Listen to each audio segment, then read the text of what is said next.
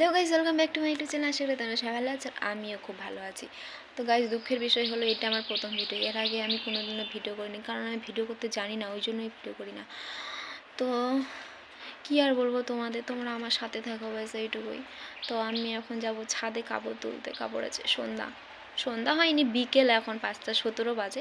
তো তোমরা আমার সাথে থাকো অবশ্যই। আমি এখন ছাদে যাচ্ছি, চলো আমার সাথে। চলো ছাদে।